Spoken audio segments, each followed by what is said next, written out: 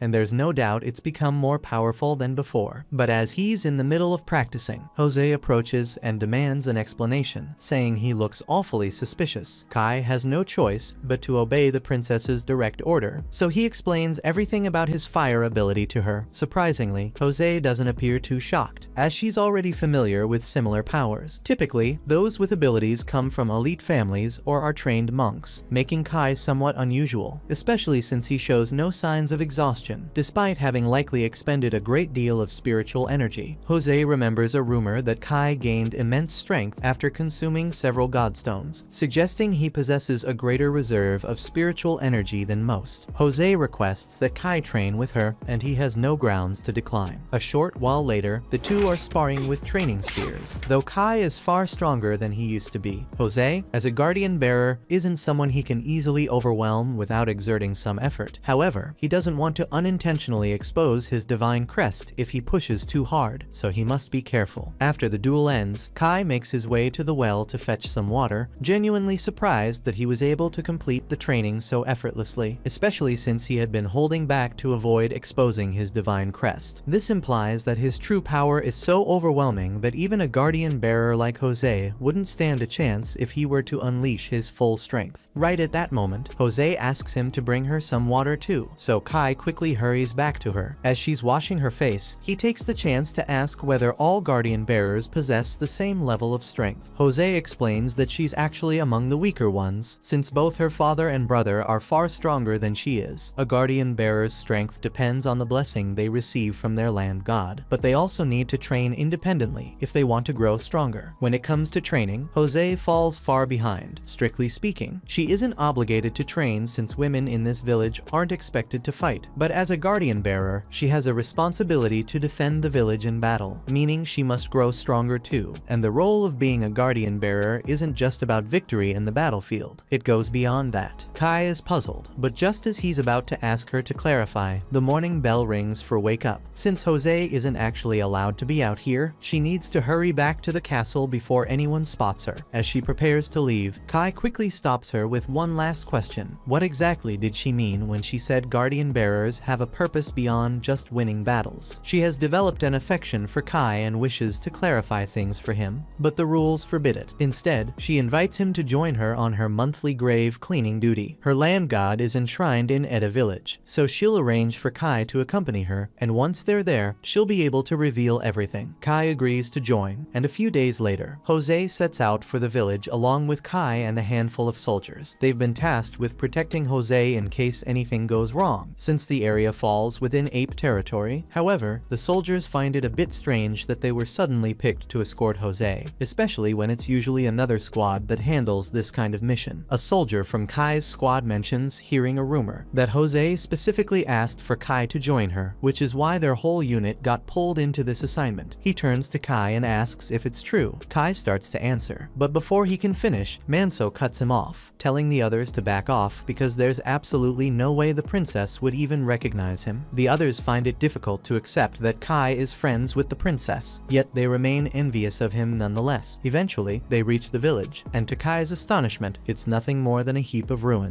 Years ago, monsters overran the village, forcing the villagers to abandon it. Yet the gravestone remains standing, and as followers of the land god, they're still bound by duty to tend to it. Even though this village's land god has grown so weak that nothing grows in the soil anymore. At that moment, Jose walks over and says she wants to explore the village a bit, so she'll need someone to escort her. The man instantly volunteers to escort Jose, but she says she'd prefer for Kai to go with her instead. So Kai and Jose begin walking through the village, and when they arrive at a small flower garden, Jose drops to her knees and begins to pray. Kai is curious and wants to ask what she's doing, but she insists on complete silence and tells him not to speak. Red aura suddenly begins to pour out of Jose's body onto the flowers, and when she is done, she explains that she was simply praying for the land god's grace to gather here. This is a job that only guardian bearers bound to a land god can do, but since this village was abandoned, her land god's spirit has grown very weak, which is part of the reason why she isn't as strong as her brother or her father. While Lag Village thrives in producing abundant crops due to her father's strength, Jose struggles to sustain even this small flower garden with her abilities. Because of this, Jose's father has never slackened in his training, knowing that if he allowed himself to weaken, it could spell the end for Lag Village entirely. While land gods do grant power to the guardian bearers, that power is dependent on how strong the individual is, which is why all the guardian bearers have to train and drink a ton of godstones. Kai and Jose eventually rejoin the rest of the group, and it's time to clean the gravestone, so they all venture into the ruins while a few soldiers remain behind to keep watch. As Kai and Jose work on cleaning the gravestone, he examines it closely and recognizes it as identical to the stone he encountered in the valley. And when he touches the inscription on this one, all the words are automatically translated in his head. The inscription mentions the name of the land god that this gravestone belongs to, so Kai goes around to the other side to read more. But for some reason, he can't read this part of the text. He's able to recognize certain words like pact and temple, but they don't come together as a full sentence, so he can't figure out what it's supposed to mean. Jose sees Kai mumbling to himself and asks if something's wrong. Kai's just about to respond, but then he gets distracted by Jose's chest and quickly looks away, choosing to stay silent. Just then, soldiers burst in and alert everyone that a group of apes is approaching. Everyone hurries outside and starts concealing the grave. However, before they can escape, the apes arrive. The captain quickly commands Kai and Manso to take Jose safely to the village, while the others stay behind to hold them off. As Kai and the others attempt to escape, two apes block their path, prompting Manso to step forward to confront them. However, one ape stomps through the flower garden that Jose has tirelessly nurtured. Enraged, Jose charges out, vowing to slay the beast for its destruction. At first, the ape hesitates when it sees the marks, but since she has barely any actual fighting experience, her hands tremble in fear. The ape quickly figures out she's a rookie and goes in for the kill, only for Kai to leap in and slash a deep cut across its chest. Kai notices the second ape charging at Manso's group, so he picks up the axe lying on the ground and swings it, slicing the ape in the shoulder. He then leaps into the air and drives the blade straight into its head. Everyone is surprised that Kai managed to defeat the apes with such ease, but Jose is particularly shaken because she caught a glimpse of the guardian bearer marks on Kai's face. After making it back to the village of Lag, Jose gets scolded by Olha, who's furious after he heard about her nearly getting herself killed in battle. He shouts that this is precisely the reason he disapproves of her fighting alongside the soldiers. However, the village chief steps in to calm him down. What matters most is that Jose is unharmed, but for the time being, they should concentrate on boosting patrols around the area, especially with the inspector's arrival approaching soon. Olha agrees and goes off to notify the soldiers about the updated patrol schedule. schedule. Once he's gone, Jose turns to her father and apologizes for all the trouble he's caused. But Moloch isn't upset. He's already been filled in on everything that happened, including how Kai took down 2 monkeys all by himself. So now he's just eager to see what Kai will do next. Meanwhile, Kai is busy taking care of a few chores when some of his friends grab him. They're giving him a hard time because ever since the expedition to Ida village, people have been calling Kai a hero for rescuing Jose. On top of that, there are even rumors going around that Kai and Jose grew really close during their time out there. Some of the girls notice what's happening and assume the boys are just fooling around like usual, but Elsa can't seem to look away from Kai. The others pick up on this and figure she must actually have feelings for him. They start teasing her, joking that if she doesn't make a move soon, someone else might swoop in and take Kai for herself. A few minutes later, Jose walks up to Kai and asks if they can speak alone. Even though he has no clue what she wants, Kai agrees, and the two of them head into a nearby alley to talk. To start, Jose makes sure to properly thank Kai for rescuing her life during the incident, but she also brings up something else. She could have sworn she spotted a divine crest on Kai's face when he was battling those monkeys. Now, after studying him up close, she's sure it must have been her imagination. After all, what are the odds that Kai just happened to become a guardian bearer out of nowhere? Her defeat in battle made her realize how weak she truly is. That's why she's decided to dedicate herself fully to training in order to become stronger, and she expects Kai to start joining her every morning from now on. Kai isn't thrilled about being dragged into Jose's training routine, but he can't bring himself to turn her down, so he reluctantly agrees to train with her each morning. Meanwhile, Kai's friends have been secretly spying on him from behind a tree this entire time. They have no clue what he and Jose are discussing, but they're all incredibly jealous that Kai gets to spend time with her. Later on, Kai goes about his usual routine and begins splitting firewood when Elsa unexpectedly approaches, carrying a bowl of water. Kai glances up and asks if she brought it for him. Elsa nods, explaining she figured he might need a drink after working so hard under the sun. Kai thanks her for looking out for him. At that moment, one of Elsa's friends approaches and urges her to hurry as they still have tasks to complete. Kai assumes she was simply being kind, but Manso sees through Elsa's intentions and remarks to Kai that he's a fortunate guy. Right then, Kai catches the sound of an unusual bird call in the distance, and it reminds him of the one from the valley, though he can't figure out why it's happening here. That same night, Kai attempts to fall asleep, but the persistent bird cry keeps reaching his ears. Eventually, he gives up, climbs out of bed, and makes up his mind to track it down. A massive wall surrounds the village, but with Kai's current strength, he effortlessly leaps over it in a single bound. He then sprints all the way back to the valley where everything began. When he arrives at the tree, he notices the stone once again. Now that he understands it's the gravestone of a god, he attempts to read it, but for some reason, he still can't. Even so, he expresses his gratitude to the god for saving him and spends the rest of the night carefully cleaning the stone. Before he leaves, he places a small offering in front of it, but on the way back, he starts to feel a bit hungry, so he drinks from the river and grabs some fruit from a nearby tree. He's surprised by how much food the forest provides, which makes him wish he could actually live out here, and then he had an idea. He could just build a house for himself right in this place. However, building a house means he'll need wood, so he scales a nearby cliff until he spots a tall, sturdy tree perfect for cutting down. But now that he's standing right in front of it, he realizes he has no idea how to actually chop it down. He does have his dagger, but that's far too small to handle a tree this thick. Thinking quickly, Kai decides to use his fire magic, increasing its intensity until it shapes into a blazing blade around his hand. Unfortunately, since the tree is made of wood, his fiery slash accidentally ignites the surrounding forest. Thankfully, he manages to extinguish the flames before they spread too far, but he still needs to figure out how to fell this tree. If he could summon fire from nothing, surely he could come up with a way to chop through wood. Just then, a memory from his past life surges through his mind, and suddenly, Kai recalls everything about molecular structures. He realizes that to cut down the tree, all he needs to do is disrupt the bonds between its molecules. Pressing his palm against the tree, he focuses, channeling his spiritual energy in a new way, shaping it into a force that could slice straight through the tree's very trunk. Yet, before he can perfect the technique, he hears a sound nearby, coming from the valley's direction. Curious, he chooses to investigate. Taking a closer look at the tree, we notice that Kai indeed succeeded in cutting part of the tree's molecules. Upon reaching the valley, Kai spots what appears to be a group of kids using some kind of climbing gear, preparing to descend into the valley. Uncertain of their motives, but knowing it's his responsibility to guard the valley, Kai leaps into action. action, fully ready to knock some sense into a few of them. To his shock, as he gets a better look, he realizes these aren't children at all. They're short people. Their leader moves forward and introduces himself as Porek, who is the chief of the Korra people. Kai has no knowledge of the Korras before this moment, and he finds it odd that their leader speaks the human language with such fluency. Porek goes on to explain that he and his people often trade goods with human merchants, and it seems humans hold their goods in high standard. Porek wishes to apologize for arriving here without asking for permission first. He clarifies that they've come to honor an ancient pact made with the great valley god who dwells in this place. Based on what they understand, the valley god takes the form of a human. Because of this, they are convinced that Kai must be the valley god. Porek goes on to explain that the Korras have quietly lived in these woods for generations while worshipping the land gods, but a few days ago, the pigs attacked them in an attempt to take their land god. The Korras are really weak, so they stood no chance of winning and were forced to flee their home. Porek speaks to Kai, calling him an ancient arbitration god, and pleads for his assistance in taking back their homeland. Kai struggles to make sense of everything, but before anything else, he needs to understand what an arbitration god even is. Porek elaborates that, according to the legends, an arbitration god is a being granted the power of all creation to safeguard the forest's creatures. Yet Kai remains skeptical, finding it difficult to accept that the legend could possibly be referring to him. Just then, one of the dwarfs speaks up and says he doesn't believe Kai is an arbitration god because the legends say an arbitration god should be a fierce warrior who punishes those who disturb the peace of their land, and Kai doesn't look fierce in the slightest. However, Porek says he is absolutely certain that Kai is the arbitration god because he can see it clear as day. Years ago, Porek once incurred the wrath of the valley god by entering this valley without permission, and as punishment, the valley god took both of his eyes. However, in return, Porek was granted the power to perceive the spiritual energy surrounding him, and when he observes Kai, he can clearly see the essence of the valley god coursing within him. He insists is undeniable proof that Kai has been blessed by the valley god's protection. Not only that, they've already presented a sacrifice, so now Kai has no choice but to help them. Kai gets confused by the mention of a sacrifice, so Porek explains that earlier today he sacrificed his granddaughter Arua to the valley. Kai panics and asks them to show him where they left Arua, so they lead him to the rope that Arua used to descend into the valley. But that rope snapped a while ago, so she probably fell to her doom. Kai leaps down into the valley and discovers Arua's body lying at the bottom. Miraculously, she's still alive, but the severe blood loss means time is running out. Remembering how his own wounds mysteriously healed when he first arrived here, Kai attempts to replicate the process using magic. He focuses on picturing her injuries healing themselves. As he concentrates, he can somehow perceive the very fabric of Arua's tissues, allowing him to target each damaged cell. Channeling his magic, he works to restore her wounded flesh. With this newfound understanding, Kai successfully closes Arua's wounds. Kai is genuinely surprised that actually worked. However, it seems Arua will need some time to recover before she can stand again. Meanwhile, Kai notices a disturbance at the valley's edge and realizes the orcs have launched an attack.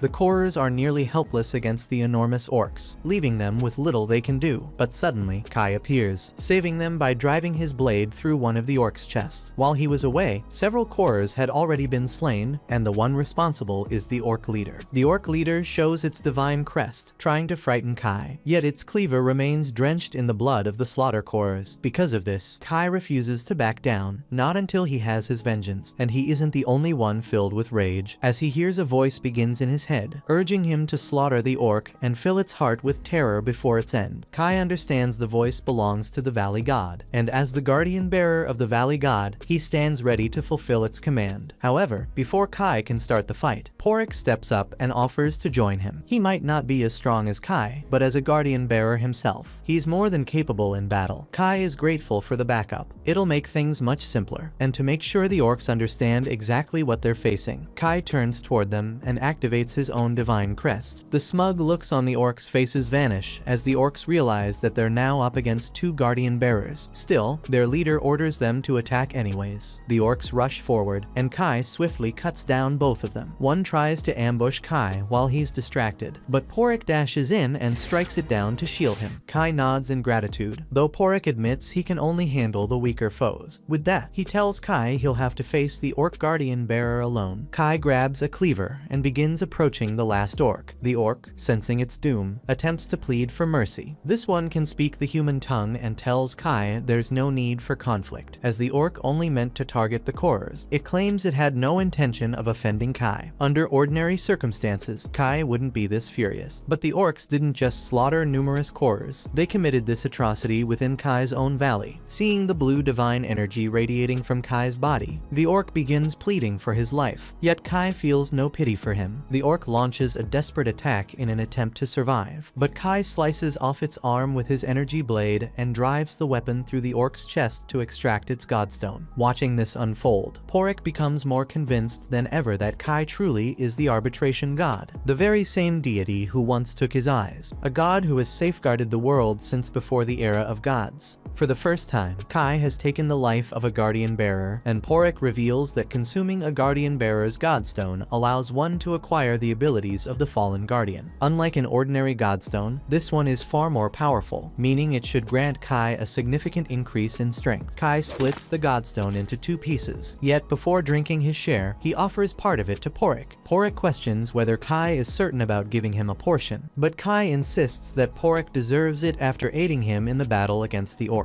After a moment, Porek accepts the gift and expresses his gratitude for Kai's kindness. After drinking the godstone, Porek immediately drops to his knees, caught off guard by the intense potency of the guardian bearer's power, far stronger than he expected. At first, Kai appears unaffected, but moments later, he collapses to the ground in pain.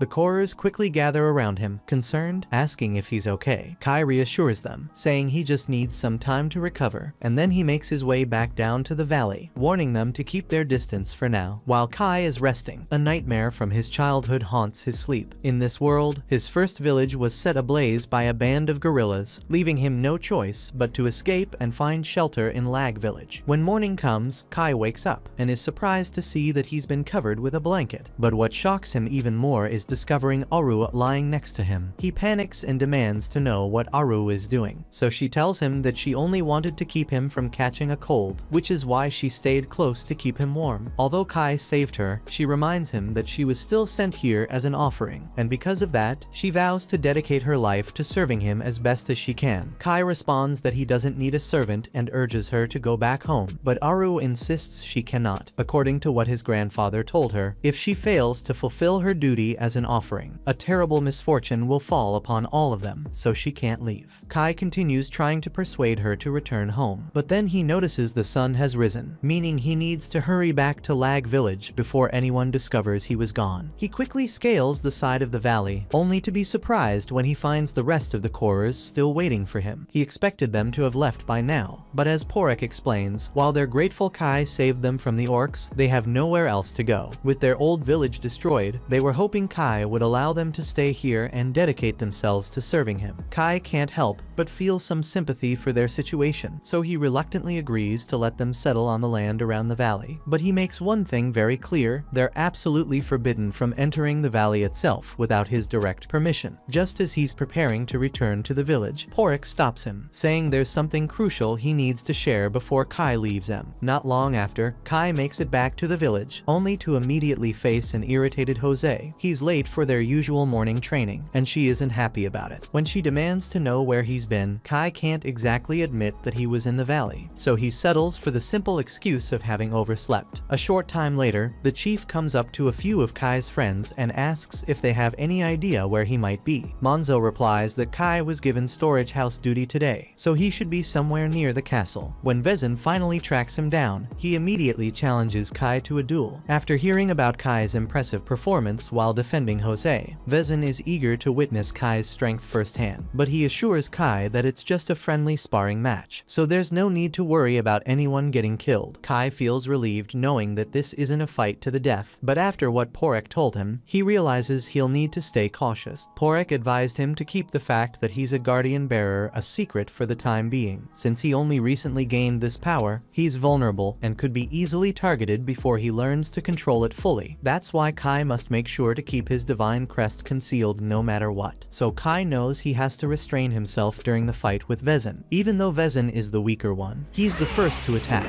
prompting Kai to leap aside and evade each incoming blow. However, as the battle heats up, Kai starts getting too fired up, causing his divine crest to appear. He quickly pulls himself together and manages to suppress it, making the crest disappear. But with the duel still underway, Kai pushes forward and lands a strike on Vezin with his spear. Unfortunately, Vezin's durability is so extreme that when Kai strikes him, the spear snaps in half, leaving Kai no choice but to fight empty-handed. To his credit, Kai refuses to back down, but this determination leads to him getting brutally kicked away. The impact knocks him out, leaving him gasping and unable to continue. Luckily for Kai, Vezin seems content with how the fight played out and doesn't press further. He reaches out a hand to help Kai back to his feet, and having taken a liking to him, he declares that starting tomorrow, he will personally take charge of Kai's training. Kai isn't exactly thrilled about the idea, but he knows he can't turn down an offer from the chief. Jose is impressed that Kai managed to hold his own so well against her father, but Alha doesn't share the same sentiment, still viewing Kai as nothing more than an ordinary commoner. Meanwhile, Jose is already caught up thinking about her next training together. Once Vezin heads off, Monzo and the rest of Kai's friends come by to check on him, and after making sure he's alright, they burst into laughter since he ended up training with Vezin. With both Jose and Vezin constantly pulling him in every direction, Kai hasn't had the chance to leave the village for quite some time, but tonight, he finally gets the chance to slip away. Kai makes his way back to the valley, feeling excited to return, but then he notices a house and immediately gets upset, thinking the Korers moved in even after he warned them the area was off limits. But when he goes to investigate, he finds out it was only Eru. Although Kai had forbidden the Korers from entering the valley, Eru had never actually left. On top of that, she had been getting ready for Kai's return, and even brings out a plate of food she prepared just for him. Kai was on the verge of telling her to leave, but then he catches sight of the food she prepared, and suddenly, he no longer has any objections to Aru staying in the valley. Aru inquires if he enjoys the meal she made, and Kai responds by saying it's delicious. However, beyond just the taste, this is the biggest portion he's ever had the chance to enjoy. He almost finds himself wishing he could remain here indefinitely, since the servings he gets back in the village are typically very small. The next day, Kai is surprised because when he heads to the buffet to collect his daily meal, he's handed a fairly generous portion. The woman explains that she's giving him extra because he's been putting in a lot of effort recently. Kai appreciates the additional food, but his friends grow envious and question why he's the only one receiving special treatment. In response, she points out that they've been slacking all day, so if they want bigger portions, they'll need to start working harder for it. Meanwhile, across the buffet, Elsa is busy serving other villagers, but she's so distracted staring at Kai that she ends up piling way too much food onto this guy's plate. Now, she has to try and talk him into giving the extra portion back. In the coming days, Kai persists with his nightly ritual of slipping out of the village to monitor the valley. While there, he chooses to assist Aru in constructing a house. However, completing it in a single day is impossible, so he begins by chopping a tree using his energy blade. The next morning, he returns to the village and spends the day training with Jose. Then that night, he goes back to the valley to continue building. He gets used to coming and going without anyone noticing him, and he really enjoys life in both villages. One day, Kai and his companions are assigned the task of relocating a massive boulder to clear room for new fields. Despite their collective efforts, they're unable to move it even slightly. Noticing their struggle, Vezin steps forward to lend a hand. For now, everyone clears a path for him, and Vezin grabs the boulder, moving it with all his might, even for someone with Vezin's immense strength. A boulder of this size is no easy task. Yet, after a few moments of effort, he finally pries the massive rock free from the earth and even manages to raise it above his head. With the obstacle removed, the land is now clear for farming, and this new stretch of fertile soil means the village of Lag will thrive like never before. Seeing this, Vezin can't help but feel satisfied. Watching Vezin in that state inspires Kai to strive to become a great guardian bearer like him. So that night, while he's in the valley, Kai begins practicing with his powers and tries to make a flower bloom. But regardless of how much energy he channels into it, the flower refuses to react. Although Kai is physically strong now, there's still so much he has to learn before he can truly consider himself a rightful guardian bearer. The next morning, Kai returns to the village, and normally no one wakes up this early in the morning. But today, Kai runs into Elsa in the flower fields. He asks her why she's up so early, and she explains that she just wants to admire the flowers while they are in bloom. Kai never really noticed the flowers much before, but even he has to acknowledge how lovely they look. Elsa mentions that these blossoms remind her of the ones from their childhood village, the place where they both grew up. Kai seems puzzled by her comment, so Elsa continues, explaining how, even as their village burned, they still made an effort to save the flowers. It takes Kai a moment, but he soon recalls that Elsa was also from his original village. Elsa is upset that Kai failed to recognize her, given she was by his side when their village was destroyed. Kai comments that he was very young at the time, so many of his memories remain unclear. Kai might not have noticed Elsa, but she has certainly been observing him, and she finds it remarkable that he managed to gain Vezin's notice. Yet, Kai explains to her that he still has much to improve, as he considers himself weak compared to Vezin. He has a great deal to learn if he hopes to grow stronger, since that's the only path to his survival. Elsa recalls Kai saying those exact words on the day their village was engulfed in flames, but Kai's memory is still a little hazy, so she begins to recount what took place. As all the villagers were trying to flee, a gorilla suddenly ambushed them, and since none of them had any combat skills, they were basically helpless and on the verge of being massacred. But without hesitation, Kai